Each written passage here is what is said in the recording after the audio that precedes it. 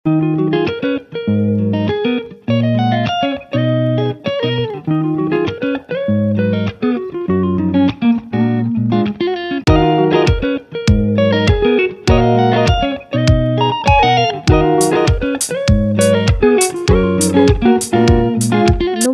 বন্ধুরা, আমি চন্দনা ব্লগে তোমাদেরকে অনেক অনেক স্বাগতম আর অনেক অনেক ভালোবাসা। আজ হলো রবিবার, তোমাদের সাথে নিয়ে আজকের ভিডিওটা স্টার্ট করলাম। আশা করি অন্য দিনের মতন আজকের ভিডিওটাও তোমাদের অনেক অনেক ভালো লাগবে। আজ আমি আমাদের ঘরের যে গাছগুলো আছে সেটা দিয়ে ভিডিওটা স্টার্ট করলাম, কারণ এই গাছগুলোকে না আমি অনেক ভালোবাসি। তো আমি যেহেতু ভালোবাসি তাই আর কি আমার বন্ধুদেরকেও দেখাই মাঝে মধ্যে। তো চলো ভিডিওর মধ্যে ফিরে আসি। ঘুম থেকে উঠেছিলাম 8টার সময়। আমি না একদমই সকালে উঠতে পারি না। আর এই যে দেখো, আল্লাদি সোহাগী শুয়ে আছে। তো সোহাগী তো উঠে পড়েছে আর আল্লাদি তো উঠছে না।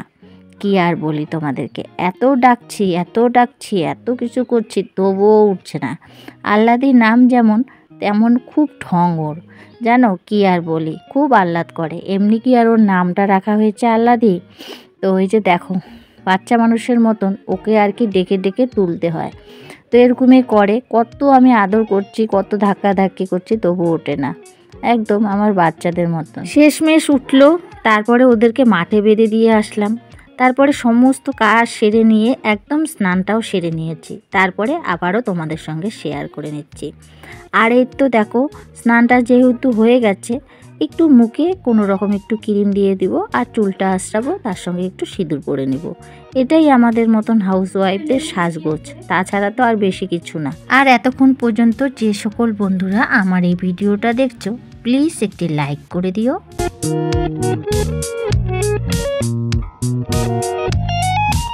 আর এই তো তোমাদের সঙ্গে কথা বলতে বলতে একদম আমি রেডি, মানে আমার সাজাগোজা সকালবেলার এই পর্যন্ত। চলো রান্নাঘরে যাই। আর তার আগে দেখাই, আমাদের বিছানাটা কিন্তু আজকে ছোটো মেয়ে তুলে নিয়েছে। তো দেখো,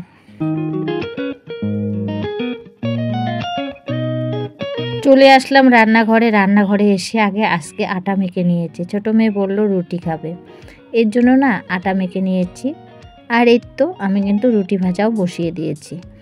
আমি কিন্তু এই কড়াইয়ের মধ্যে রুটি ভাজছি। আমার তাওয়াটা যেটা আছে সেটা একটু পাতলা হয়ে গেছে, রুটি ভাজলে না ওখানে পোড়া লাগে। তো এর জন্য আমি কড়াইয়ের মধ্যে, এই ছোট্ট কড়াইটার মধ্যে কিন্তু রুটিটা ভাজি।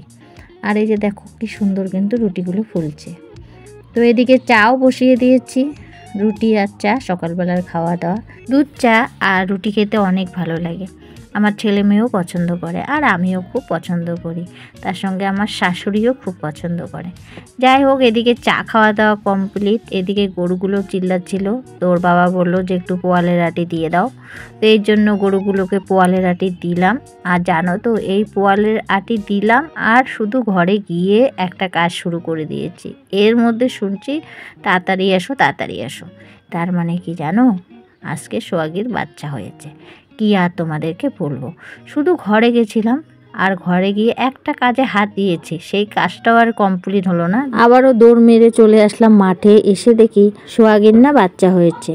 জানো তো, একটা বাচ্চা কিন্তু খুব অসুস্থ হয়েছে। কি আর বলি, জানি না ও ভালো হবে কি না সেটা বলতে পারি না। তবু আর কি প্রায় 2-2.5 ঘন্টা এদের পিছনে ছিলাম। বাচ্চাটা অসুস্থ হওয়ার জন্য ডাক্তারকে ফোন করলাম, মানে পশু ডাক্তার। সে বললো যে একটু চামচ দিয়ে দুধ খাওয়াও মায়ের, আর যেন বাচ্চাটাকে মাছি টাছি না ধরে। তো এর জন্য আমি প্রায় 2-2.5 ঘন্টা এদের পিছনে আর কি সময় দিলাম। কিন্তু মনে খুশি যে ওর বাচ্চা হয়েছে, কিন্তু হলো না, মানে দুঃখিত অনেক। কারণ কি, একটা বাচ্চা অসুস্থ। আর জানো তো, এই বাচ্চাটা আর টেকে নেই।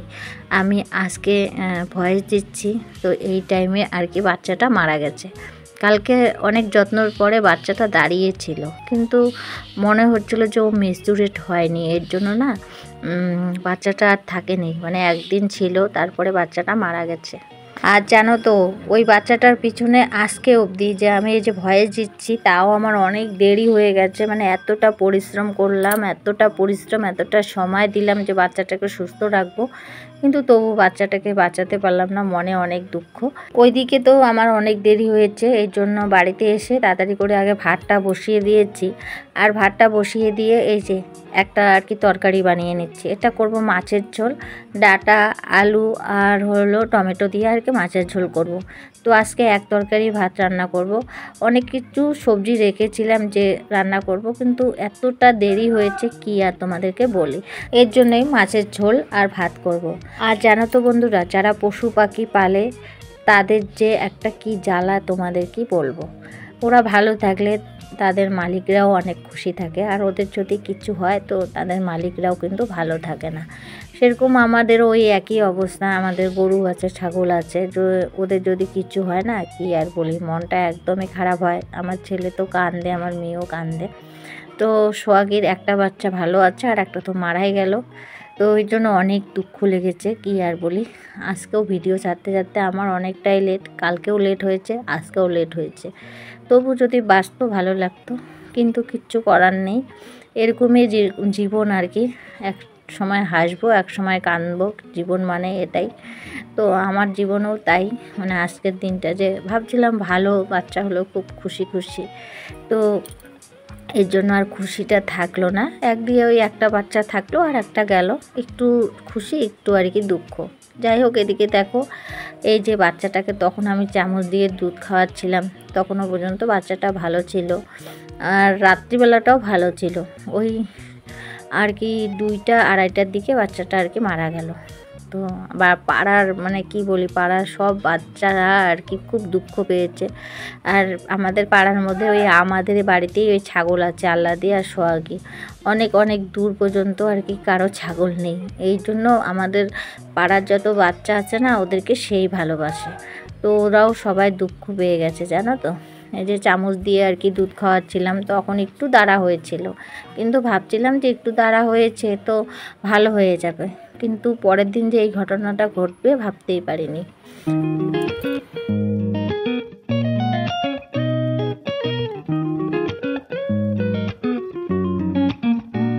আর এদিকে ওদের সঙ্গে মানে কি বলি, আজকে অনেক সময় কাটাতে কাটাতে এত ক্লান্ত লাগছিলো, এতটা ক্লান্ত লাগছিলো, বিকেল দিকে আমি ওদেরকে বাড়িতে নিয়ে এসেছি।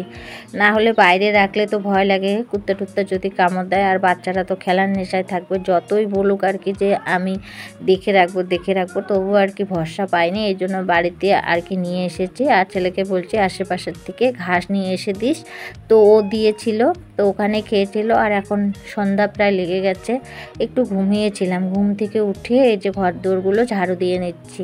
আর ছোটো মেয়ে এদিক সেদিক আর কি ঘুরছে।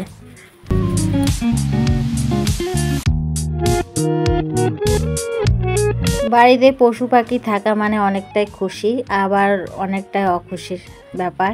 যাই হোক বন্ধুরা, এদিকে তোমাদের সঙ্গে কথা বলতে বলতে আমার একটা রুম আর কি ঝাড়ু দেওয়া হয়ে গেল, আর এর তো আমি আর একটা রুম ঝাড়ু দিয়ে নিচ্ছি। তারপরে আর কি ছোটো মেয়েকে বললাম সন্ধ্যাটা দিতে, আমি আজকে আর সন্ধ্যা দিব না, তো মেয়েকে বললাম যে সন্ধ্যাটা দিয়ে নে, তো ও বলছে ঠিক আছে। তো এদিকে দেখো তোমাদের সঙ্গে কথা বলতে বলতে ঘরটা আমার ঝাড়ু দেওয়া হয়ে গেল। আর এই তো এখন চা করে নিয়েছি, মুড়ি আর চানাচুর, এটাই হলো সন্ধ্যাবেলার টিফিন। তো বন্ধুরা, ভিডিওটাও আমি এখানে শেষ করছি। ভিডিওটা যদি তোমাদের ভালো লাগে প্লিজ লাইক কমেন্ট সাবস্ক্রাইব করে দিও, আর সবাই ভালো থেকো, সুস্থ থেকো। আবারও দেখা হবে নেক্সট ব্লগে। ততক্ষণ পর্যন্ত সবাইকে টাটা, বাই বাই।